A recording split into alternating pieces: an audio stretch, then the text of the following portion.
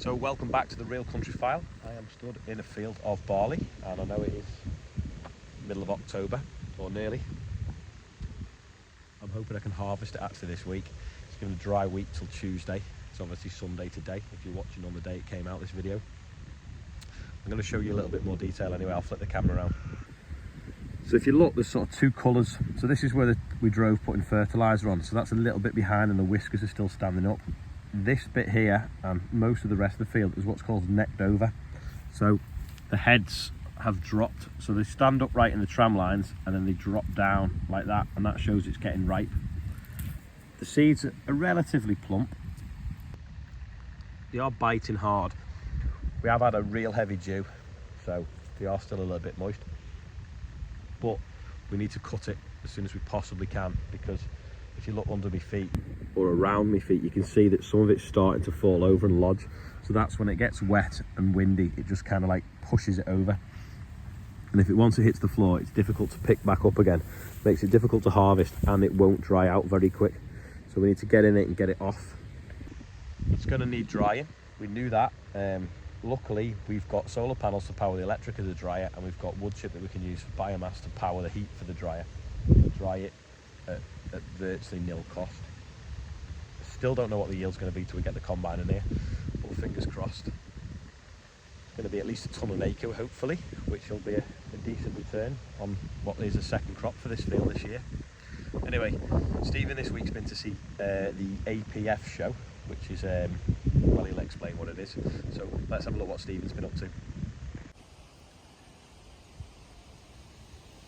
This week I have been across to the Association of Professional Foresters show, the APF 2022, down at the Ragley Estate in the Midlands. It's a show I've been going to since I was 16 years old. It used to tour all around the country, but now it's kind of found its little spiritual home, if you will, on the Ragley Estate, and they do a really good job as well of putting on a show that's not just for foresters or for woodland managers, but for people with an interest in the latest tech and machinery that's coming on thick and fast now in the world of forestry and woodland management.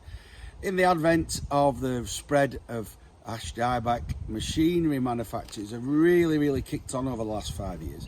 What it basically means is now we cannot climb, we use climbers in the canopy of ash trees. We've had to look for manufacturers to come up with new machines, bigger and better, long reach shears, long reach saws that can work these trees without the need for putting a person in danger up in the canopy. Loads of new tractors as well, and they always look a little bit different when they're wearing the forestry outfits to the tractors. Some really mean looking tractors with all the gear on, but all the guarding and the forestry guarding that's needed to work in the woodland environment and to keep the tractors safe from branches and roots and stuff like that comes along. A lot of the show is about the establishment of new woodlands and opportunities for growing trees on your land, or maybe potential for looking at woodlands that you've already got to work. There's a lot of new products out there. There's a lot working on getting rid of plastics as well in forestry, getting rid of that, and new kind of advances, and we'll hear a little bit about that as well in just a moment or two.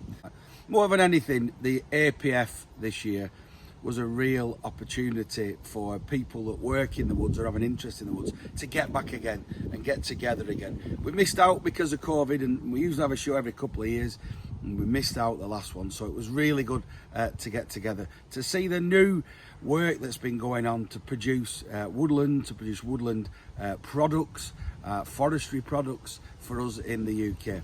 All in all, a fantastic show. Well done, Ragley Estate. It looked superb, and fingers crossed we'll be back in a couple of years' time.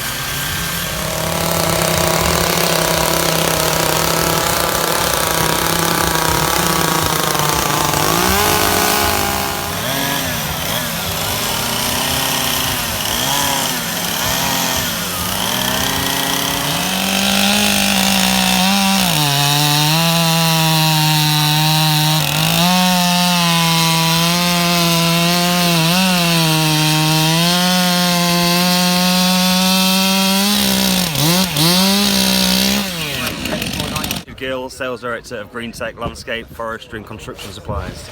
Tell us about this product you have in your hands, mate, because this is it's revolutionary, not just for forestry but for agriculture. In a big way, and forestry. We're seeing a lot more biodegradable options coming to the market, which has been needed for a long time. So this product I'm holding here is made out of sheep's wool and cashew resin. So it's binded together by the resin, but it's got 25% sheep's wool in it, which is great for the British wool market. And we've seen it as one of the most popular products on our stand today. So farmers may not have heard of this, but might be thinking of planting some trees on their land.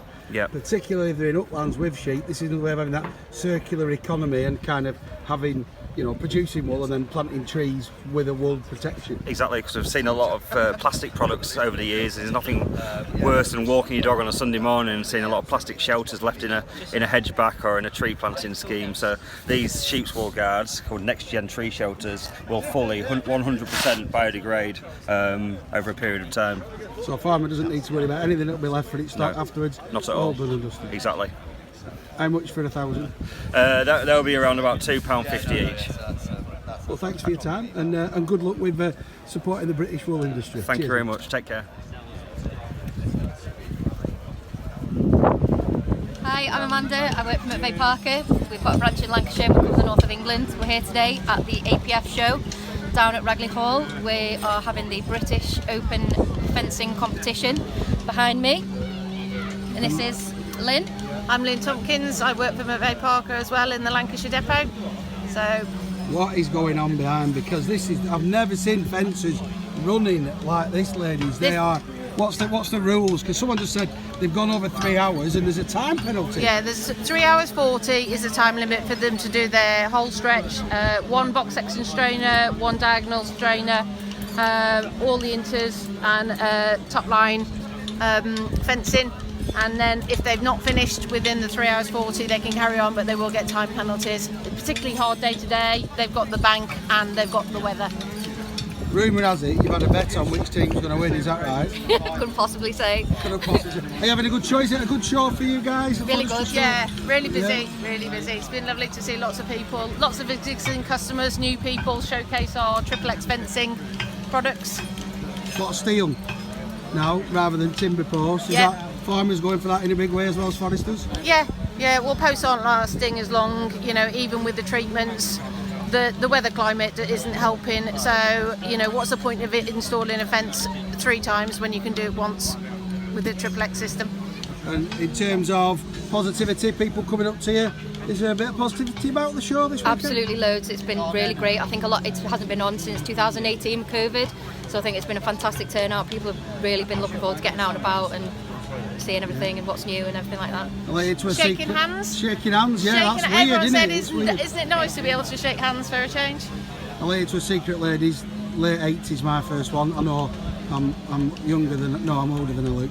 Anyway, ladies, thank you very much for your time, and let's go see who's a winner. Yes. Yeah, we will see you very soon. So I'm here at the APF stand, one of the stands at the APF rather, at the Forestry show, talking with some DEFRA and Forestry Commission representatives. Forestry's changing, farming's changing. They got some great information about where you can find out more information if you want to change your land use, if you're thinking about planting new woodlands. Loads of great stuff on the Forestry Commission website, loads of stuff from DEFRA. We'll put that QR code up at the end so you can follow the links. If you've enjoyed this week's video, don't forget to hit like and subscribe. It really does help the algorithm so that more people can see the Real Country File on YouTube. Thanks a lot for that, Stephen. Anyway, Angela, she's been ploughing this week, so let's see what she's got up to in Wales at a ploughing match. So I'm here today actually working on a trade stand at the All Wales Ploughing Championships. And I've just come off my trade stand to have a quick look around the showground, and I've come across this really interesting piece of equipment behind me. So I'm going to have a chat to Brian, who put all this together, and he can tell me what it's all about.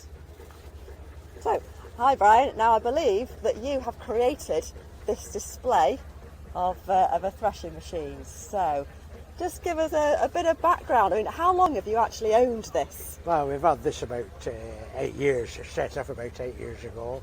So me and my wife were talking, I said, I'll tell you what we'll do, we'll make a display that we can take round to the shows, and it's educating the young people what it was all about, how it used to be, and also for the older generations, it's memories to them, and they'll come and look here and they'll say, hey lad, I remember this and I remember that, and it's lovely. And even the youngsters are interested too, what is it all about? Anyway, what it's all about is it's a threshing machine and a baler, and it starts off with the Field Marshal tractor, which was used in the 40s and 50s and the 60s for farm work and for contractors who went round with the threshing machines. And another popular tractor at the time was the Forestry Major. So these are were the two tractors. So the threshing machine is driving the Foster Lincoln threshing box, which threshes the corn out of the ear, and the straw continues on into the press at the end, and the grain comes out and is bagged up at the rear. So for a start then, these guys at the bottom here, they get the corn in the sheaves and then pickle it up at the the sheaves top. of corn were stored many times in stacks outside, but in most cases in the latter years and in my time, there was in Dutch barns like you have here. And so the air could blow all the way through them. There was just a roof really, and it was a good way of storing it. So it was put into the Dutch barns. Then the farmers never owned the threshing machines really, unless they were very large farmers. But there were contractors who used to come, and the threshing machine would be parked beside the barn here, and the farm staff and the contractor staff did the threshing, and they took the sheaves of corn out of the barn, and it was pickled onto the top of the threshing machine here.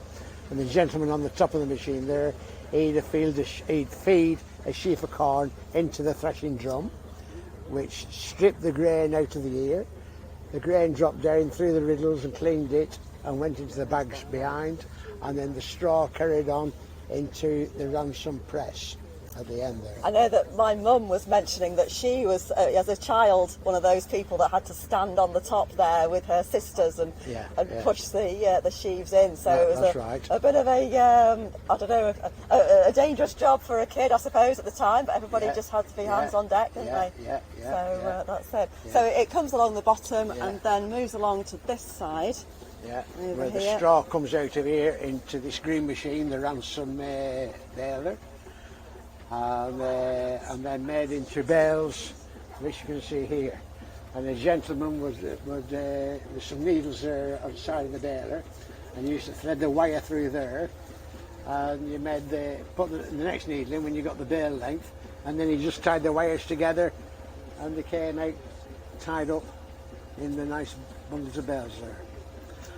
So how long would it take from start to finish to get a bale at the end, roughly? Oh, about 5 minutes, something like that, 5 or 6 minutes, yeah. Might be a bit longer, but somewhere in that region. Right. There was very little done that way after the early 60s. But there was still one or two. And the combine harvester came along then, which we've got here. The Massey Ferguson 780 special combine. And things were moving on in the combine world by the time this came out.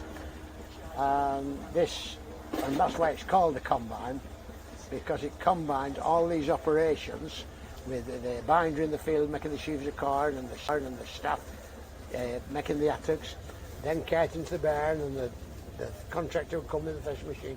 So you can imagine all the labour, and 2 men did all that. Gosh, I never knew the origin of combine. So it's basically just combining all of the individual pieces of work. All the operations, all the operations combined into one. And that's why it's called the combine. Right. Oh, well, I've learnt something very important today in that case then. But yeah, that is fascinating. And I think actually at this site there is a real live threshing machine. That's I think correct. I can see behind me. So we'll see if that's operational later on sometime today. Yeah. But that's lovely. Thanks ever so much for showing us around. That's been really interesting. And here it is now, a real live threshing machine working in perfect action, just as it would have done many, many years ago.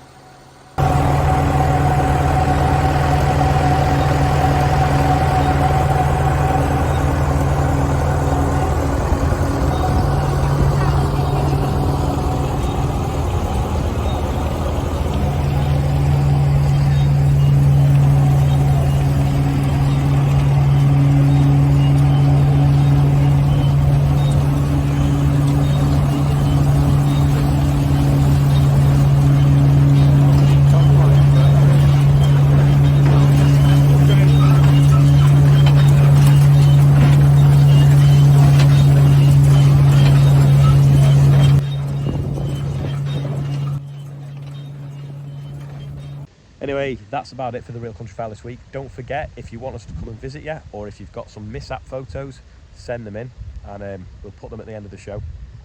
And we'll catch you next week.